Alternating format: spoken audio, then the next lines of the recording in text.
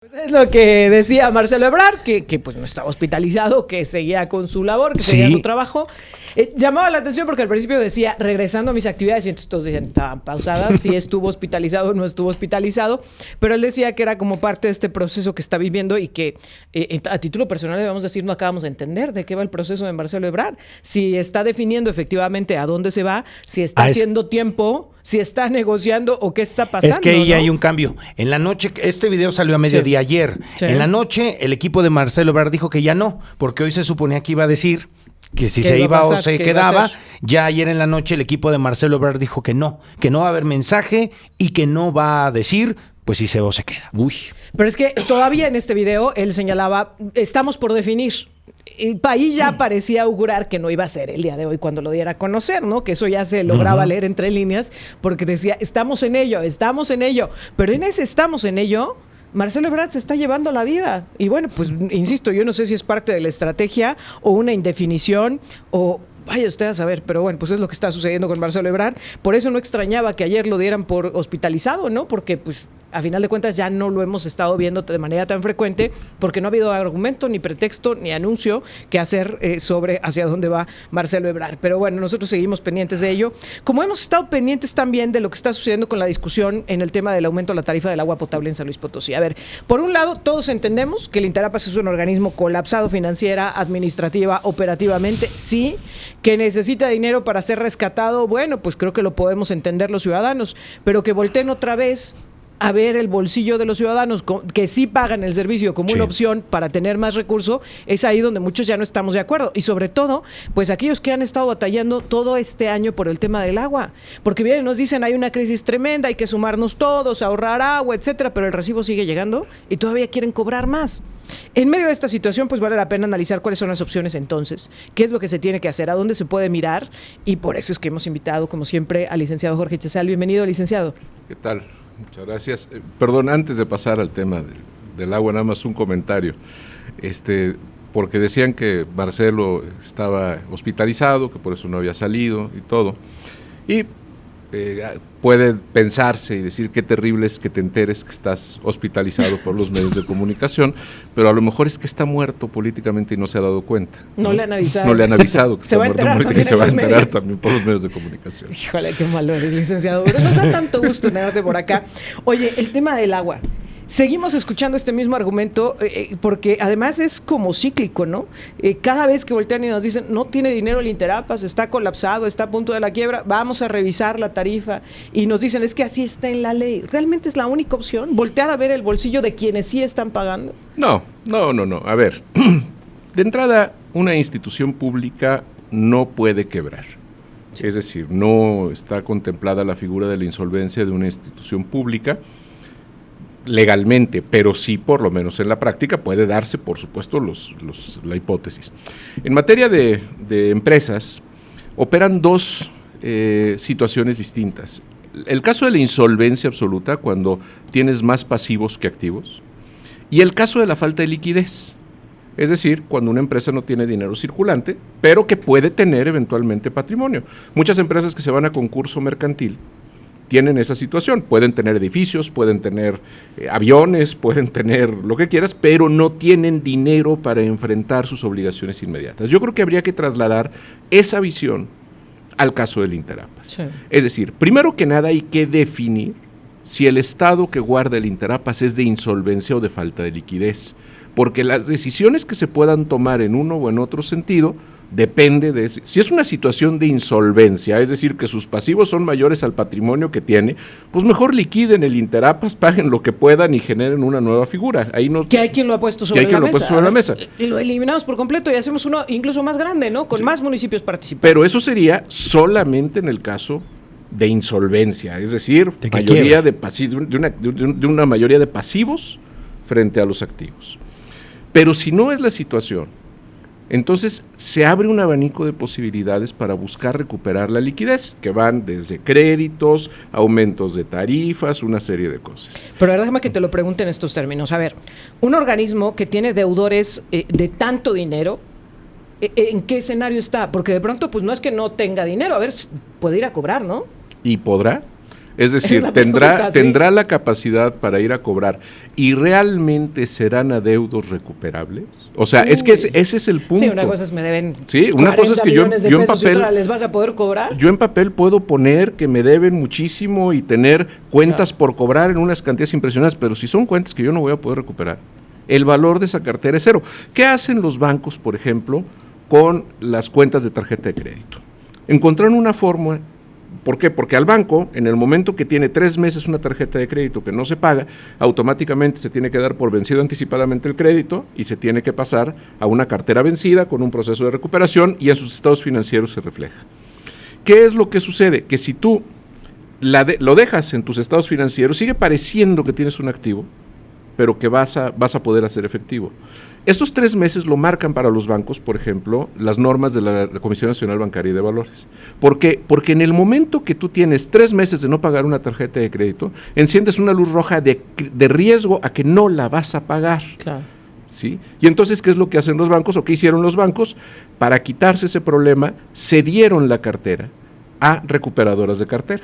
Recuperadoras que evalúan la cartera completa y dicen, esta cartera que el banco tiene de 500 millones de pesos, vale 5.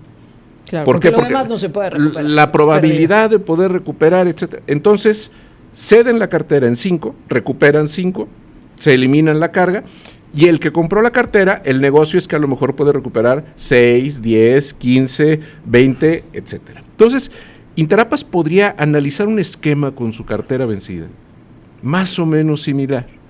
Es decir, ¿qué tanto? A ver, Interapas tiene varias formas de poder recuperar los créditos. Normalmente Interapas, ¿qué hace? Si alguien le debe, le cierra el servicio, cosa que es la peor decisión que puede haber porque entonces entra en un plano de confrontación. La ley establece, por ejemplo, que son créditos fiscales. Al ser créditos fiscales, el Interapas podría realizar embargos respecto de los bienes de los grandes deudores. Entonces tú, por ejemplo, si tienes un hotel que te debe millones de pesos, en lugar de ir a cerrarle para tratar de extorsionar, que con el cierre vayan y firmen, pues le embargan las cuentas o le embargan bienes, déjame etcétera. Que te ponga este escenario, y no es que quiera dar ideas, pero creo que no estaría mal en esta realidad que estamos viviendo. Un fraccionamiento entero le debe un dineral al Interapas. Es el fraccionador, porque no le ha entregado, porque hay problemas legales, etcétera. Y ese fraccionamiento tiene un pozo. ¿Podría el Interapas ir por ese pozo? Por supuesto, podría embargarlo. Mira, que además estás tocando una parte que es muy importante. Fraccionamientos y edificios. Resulta que de pronto llegan y le suspenden el servicio, tanto de suministro de agua como de descargas, o cualquiera de los dos, a edificios o fraccionamientos. Y resulta que son gente que compró su vivienda, que compró su departamento, que compró su casa, a un constructor, que fue el constructor el que le falló al Interapas, ¿sí? Que no le reportó la obra al Interapas, que no hizo los trámites con el Interapas. Y si suspendes el servicio, estás castigando y presionando para que te pague el que no es responsable de la falla.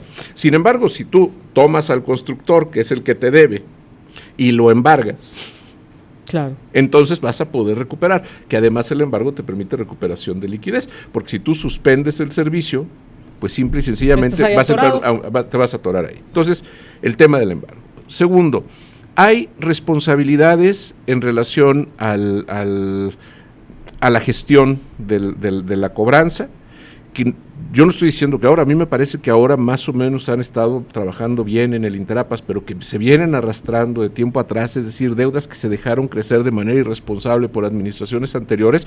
Hombre, tienes también procedimientos de responsabilidades resarcitorias en contra de servidores públicos para que ellos indemnicen los daños que causaron por esas negligencias, ¿no? Sin embargo, licenciado, en la parte del Congreso del Estado, incluso aquí nos adelantaban que están buscando una gran reforma, la de desaparecer al Interapas, y algunas voces han dicho, ¿de qué caso tiene que desaparezca el Interapas si se va a llamar de otro nombre? La infraestructura va a ser la misma, era lo que habían dicho. ¿Usted desde esta perspectiva qué ve? Es que no hay que perder de vista por qué existe el Interapas. Uh-huh. El Interapas existe con posterioridad a lo que fue el CIAPAS, sí, el Servicio Integral de Agua Potable, Alcantarillado y Saneamiento. Y el CIAPAS se creó, en su momento, los organismos operadores se crearon para sacar de la esfera pública a lo que eran el servicio de agua potable. Dependía de los cambios políticos. Que dependía de los cambios políticos, pero además por una razón muy importante, porque el tener un organismo independiente operador te permite acceder a créditos internacionales, a fondos internacionales del Banco Interamericano de Desarrollo, por ejemplo, que pueden aportar para financiar proyectos de agua, pero una condición que ponían es sáquenlo de la esfera gubernamental para que la burocracia gubernamental no venga a ser un obstáculo para el otorgamiento del crédito.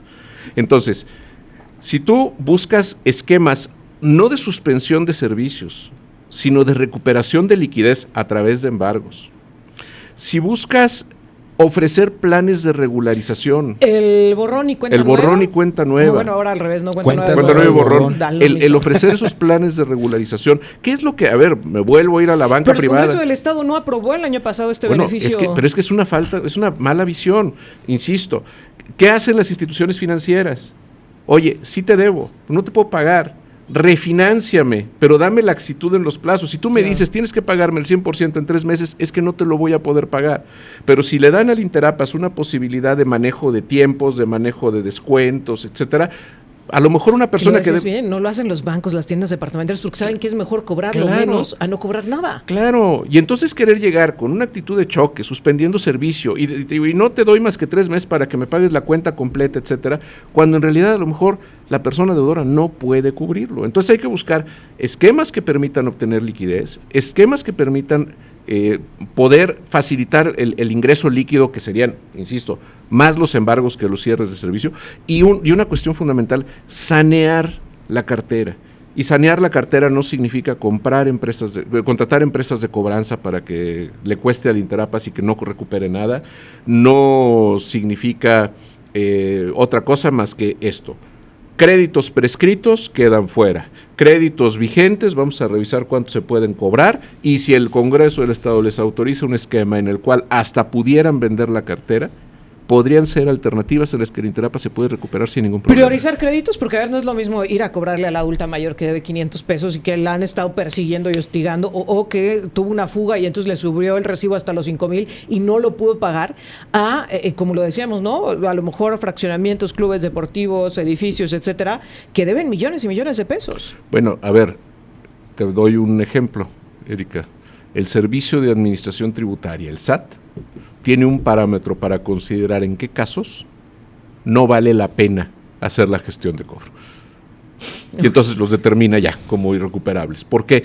Porque no vas a ir a implementar un esquema de embargo, de inscripción del embargo, etcétera, por 4 o 5 mil pesos. No, y que encuentre a una persona que sabes que pues, simple y sencillamente no ha podido pagar. No, y que además, esa es otra cosa. La cartera del Interapas es una cartera muy amplia.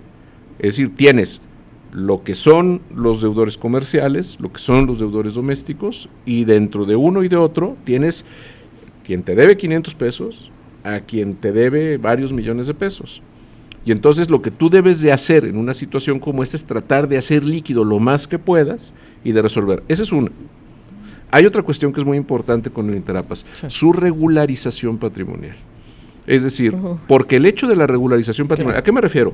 A que sus títulos de derechos de agua estén vigentes, a que las escrituras sobre los predios en los cuales se encuentran los pozos y todo lo que es el patrimonio inmobiliario del Interapas esté regular, porque eso y una cartera saneada les permite conseguir fondos de apoyo. Y no estoy hablando con la banca comercial, porque probablemente alguien del auditorio dirá, pero es que se van a endeudar y entonces va a ser un problema. No, hay N cantidad de instituciones internacionales que aportan fondos para el desarrollo de proyectos, entre otros los proyectos de agua, y que realmente son créditos muy baratos porque justamente son fondos públicos internacionales que tienden al desarrollo. Sí, hay otras formas de gestionar recursos. Tenemos que hacer una pausa, licenciado, pero todavía tenemos muchos temas que platicar. Enseguida estamos de regreso, estamos conversando con el licenciado Jorge Chezal. Y te lo tengo que preguntar de manera muy clara, licenciado. Platicábamos del tema del agua, de qué hacer con Interapas. ¿Vale la pena rescatar al organismo o realmente tendríamos que estar apostando por la construcción de un nuevo organismo integrando a más municipios, que esto significa, entiendo también, pues más recursos, pero también más responsabilidades? ¿Hacia dónde tendría que caminarse? Mira, a ver, aquí hay un tema bastante complejo, porque una cosa es pensar en el organismo operador de manera abstracta, como lo decía antes del corte, en relación a esta forma o este requisito para poder obtener financiamientos, etcétera. Y la otra es qué tipo de organismo es el que vale la pena tener. Claro. Es decir, un organismo operador, pero ¿bajo qué figura? Regresar a los organismos operadores municipales, donde recuperáramos el CIAPAS para el municipio de San Luis Potosí y Soledad tuviera el suyo, etcétera. Esa es una visión. Y otra visión es la que a mí me parece más correcta, entender el fenómeno urbano de la metropolitización. Claro. Y entonces, y aprovecharlo. Claro, pero es que además es mucho más sencillo. Es decir, ¿qué sucede, por ejemplo, en San Luis Potosí, si tú tienes hacia dónde son las zonas de descarga de los hogares y de las empresas y de todo? Son hacia el oriente de la ciudad. Si ahorita en este momento Soledad se separa, San Luis se separa, Cerro de San Pedro se separa, ¿hacia dónde van a ir esas descargas? No vas a poder por decreto cambiar la dirección de las descargas. Tiene que ver con un tema de geografía y a lo mejor la geografía no es tan fácil cambiarla con un decreto. Y entonces, ¿qué puede suceder? Que se te puede encarecer la recepción del agua en el municipio vecino. Porque te pueden cobrar un derecho por recibirte tus descargas. No, y además en términos prácticos, a ver, vas a tener un organismo y una tarifa de este lado de la calle, pero cruzándola vas a tener otras condiciones. Y además que al ser un fenómeno metropolitano, tienes una mancha urbana gigantesca, porque vas abarcando diferentes municipios y todo, y por lo tanto necesitas una integralidad para hacer racional también el aprovechamiento del recurso. Ahora, hay varios temas que no quiero dejar sobre la mesa de del agua. Tendremos que seguir hablando porque va a empezar la discusión en el Congreso del Estado sobre la revisión de la tarifa, pero también sobre esta posibilidad de generar un nuevo organismo y que esperemos que lo hagan bien asesorados, porque lo peor que nos puede pasar es que salga ahí un Frankenstein que no nos sirva para nada. De eso tendremos que seguir hablando, licenciado, pero quiero que hablemos también de una información que circuló en esta semana y que ha sido tremenda, que es este decomiso que se hace en Hong Kong, el más grande que reportan las aduanas de Hong Kong de metanfetaminas y que iban dentro de conchas de caracol en costales de Segalmex. Está confirmado por parte de la aduana de Hong Kong que llegaron de México, que llegaron ahí de México, porque luego el presidente dice, no, aquí en México no se fabrican metanfetaminas y menos se llevan a otros lugares del mundo, al contrario, de allá nos están llegando para acá. Bueno, dice Hong Kong, no, sí llegaron de México y llegaron estos costales logotipados con el gobierno de México. Y dice el presidente, nos quiere echar la culpa y lo desmiente en una mañanera y dice, no, el gobierno de México, a través de Vilchis, el gobierno de México no está traficando con drogas. ¿Pero qué tiene que seguir, licenciado? Porque decirlo nada más así y luego ahí están los costales, ahí está la droga, ahí está el señalamiento internacional. ¿Qué tiene que venir? Mira, a ver, el tema evidentemente puede tener razón el señor López, diciendo, le pusieron un logotipo, le pusieron una leyenda al costal para disfrazarlo. Esa parte puede tener razón. Pero evidentemente la llegada a una aduana no nada más es aquí traigo este costal y aquí lo dejo. Claro. Tiene que haber un pedimento, tiene que haber una salida del país, tiene que haber una llegada al país. O sea, hay una ruta perfectamente rastreable. Y entonces no se puede agotar solamente en decir nos quieren echar la culpa. Eso lo podría decir ya que hubiera agotado una investigación que le llevara efectivamente a determinar dónde se documentó la salida del país de esos costales, quién entregó esos costales, cómo fue el resguardo aduanal, cómo se trasladó al barco, cómo se subió al contenedor, en fin. O sea, hay toda una cadena. Que la recepción es el último eslabón. Que es el último eslabón, así es. Entonces, definitivamente lo que tendría que haber es una investigación completa de esa ruta para efecto de poder determinar si efectivamente existe responsabilidad o no. ¿Cuáles son las hipótesis que se pueden presentar? Que sea una falsificación del emblema de Segalmex. Que ameritaría una investigación. Que ameritaría una investigación para llegar a ese y buscar quién falsificó. Que sean funcionarios de Segalmex aprovechando la institución con el desconocimiento de las autoridades. Entonces, habría que llevar, después de tener la información, a una responsabilidad de esos funcionarios públicos involucrados. O bien que hubiera la anuencia de funcionarios públicos en estas operaciones y entonces hay que llegar a la... Es decir, en todos los casos necesitas tener la información completa. Y en cualquiera de esos tres escenarios falló la aduana mexicana. No, bueno, a ver, en cualquiera de esos casos, posiblemente el menos grave para el despacho de salida de la mercancía sería el que hubieran llevado documentación falsificada y costales falsificados de Segalmex, donde la aduana podría decir, pues yo no... Nos engañaron. Nos engañaron. Pero también queda la duda de si se revisó la mercancía que iba a salir. O sea, es decir, esa parte de la revisión también tendría que tomarse en cuenta. Sin embargo, hoy por hoy, únicamente la respuesta fue por parte de García Vilchis, diciendo, es mentira, es falso, Segalmex no exporta este tipo de, cargamentos. Y el presidente hace a un lado a Segalmex y hasta ahí quedó. No hubo más, licenciado. No, bueno, sí creo que no exporte metanfetaminas, no creo que esté... Esperemos que... Pero esa es la respuesta del gobierno, claro, nada más. Es una respuesta que no es una respuesta real, Jonathan, porque tú no puedes menospreciar una situación de esta naturaleza así. Tendría que ser al contrario, tendría que ser la presidencia de la República el primer interesado en poder llegar... Y el primer demandante, ¿no? El primer demandante poder llegar y encontrar qué fue lo que sucedió. Porque hablaba yo, por ejemplo, del tema de la revisión de la salida de la mercancía. No puede ser que en una aduana alguien pueda tranquilamente pasar costales etiquetados con una institución pública. Es decir, una entidad pública recibe costales de una entidad pública donde va este tipo de mercancía que no se revisó, etcétera, etcétera, y resulta que no pasa nada porque milagrosamente lo que nos importa es lo que está pasando en Hong Kong, que hayan llegado allá y cómo salieron o de dónde llegaron, pues quién sabe. No te puedes desligar de esa manera, ni se puede agotar ahí el asunto. Aquí yo veo dos problemas, por lo menos dos voces que tendríamos que estar oyendo la explicación. La primera, no sé el nombre del general a cargo de las aduanas, porque sé que es un militar, pero... Sí, no que además es eso, están a cargo de las aduanas. Habría que escuchar cómo son los procedimientos del despacho de las mercancías, o sea, es decir, cómo es que se autoriza la salida de la mercancía.